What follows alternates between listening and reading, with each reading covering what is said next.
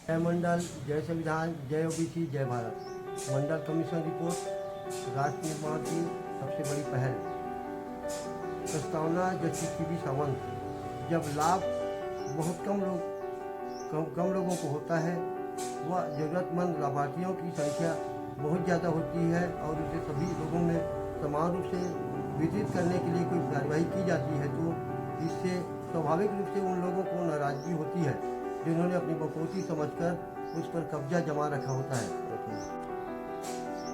केंद्र सरकार द्वारा मंडल आयोग की सिफारिशों को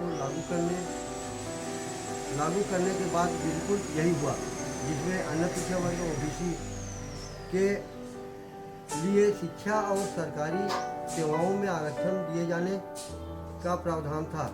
सौभाग्य से सरकार के उपरोक्त निर्णय को उच्चतम न्यायालय में बहुमत के फैसले से बरकरार रखा। भारत देश में आरक्षण अनोखे और भयावह रूप में मौजूद रहा है। सदियों से यहाँ विशेष वर्ग के पुरुषों को छोड़कर समाज के अन्य सदस्यों को पहले से वंचित रखा गया। इसका स्वाभाविक परिणाम यह हुआ कि अन्य लोगों को बौद्धिक नौकरियों और कार्यों से वंचित कर दिया गया। विशेष वर्ग को एकाधिकार देने का षड्यंत्र किया जाता है। ऐसे में संपत्ति और शक्तियाँ कुछ हाथों में सिमट जाती है। ओबीसी समाज वर्ण व्यवस्था में किस वर्ण में आता है जिसे हजारों वर्षों से शिक्षा से वंचित रखा गया। आज़ादी के 75 वर्षों के उपरांत यह ओबीसी वर्ग शिक्षा के स्तर कितने प्रतिशत आगे बढ़ा उसका आकलन होना चाहिए। 75 वर्षों से यह वर्ग कितने प्रतिशत शासकीय उच्च पद में से निम्न पदों पर आसीन हुआ, ये भी जानने का विषय है।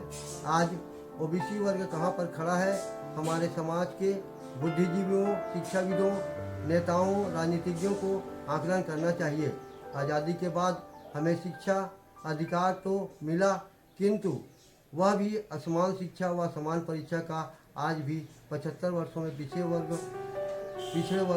पिछड़े क्षेत्रों शिक्षा का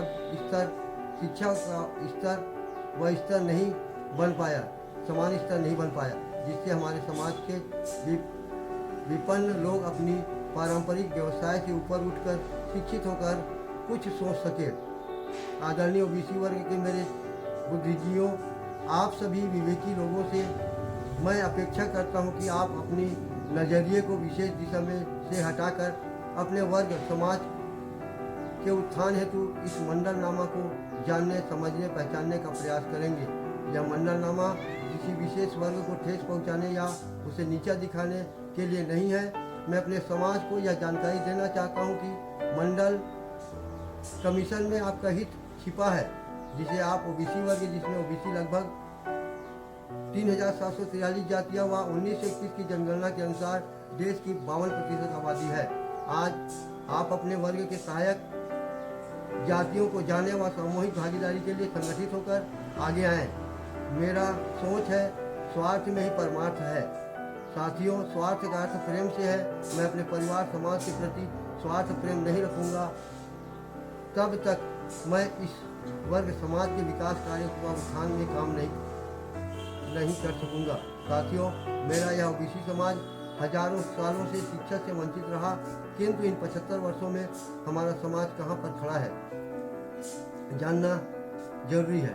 आज़ादी के बाद भिन्न भिन्न कमीशन बनाए गए, किंतु वीपी सिंह प्रधानमंत्री भारत शासन ने लागू किया, जो सन 1992 में अमल में लाया गया, जो अभी कुछ अंश परिलक्षित हो रहा है। मंडल कमीशन रिपोर्ट 1992 में लागू करने के उपरांत ओबीसी वर्ग का पहला आईएएस मिला, जिससे यह समाज प्रशासनिक प्रक्रियाओं में भागीदारी का पहला कदम रखा। 1992 से आज तक इन 31 वर्षों में नौकरी में आरक्षण तो मिल गया।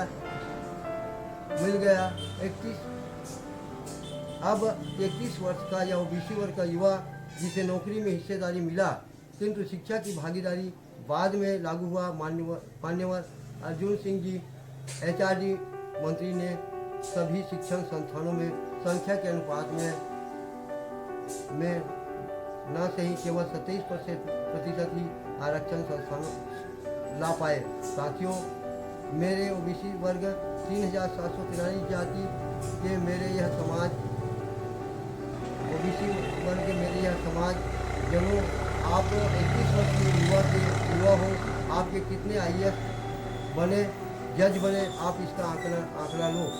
आपको 31 वर्ष पूर्ण शिक्षा में पूर्ण रूप से भागीदारी असमान शिक्षा के रूप में मिला, तो आप कितने प्रतिशत शिक्षित हुए, कितने लोग आरक्षण का लाभ लिए, आपके पैरों में क्रीमी लेयर रूपी बेड़ियाँ बांध दिए गए। हम आज आकलन करने बैठे तो इन 21 वर्ष आपका 5वां या 6वां पीढ़ी ही स्नातक पार किया गया है। आप आज कहाँ पर खड़े हैं, आकलन करो। 3000 वर्षों की गुलामी व 31 वर्ष का युवा, आप अपने स्थान ढूंढो। यदि इन 21 वर्षों में मंडल कमीशन का 27% पूर्ण रूप से सभी राज्यों में लागू हो गया होता तो हम कम से कम 27% स्थानों पर काबिज होते। आज शासन का आंकड़ा बताता है कि हम 12% स्थान पर भी नहीं है। उच्च शिक्षण संस्थानों को उच्च प्रशासनिक पदों पर भी हमारे ओबीसी की संख्या नगण्य है तथा हमारे ओबीसी समाज के बुद्धिजीवियों, छात्रों, मातृशक्ति, पितृशक्ति से निवेदन है कि आप मंडलनामा का क्रमिक श्रोता बन अपने अधिकार व कर्तव्य के प्रति सजग हों। इन्हीं अपेक्षाओं के साथ जय मंडल, जय संविधान, जय ओबीसी, जय भारत।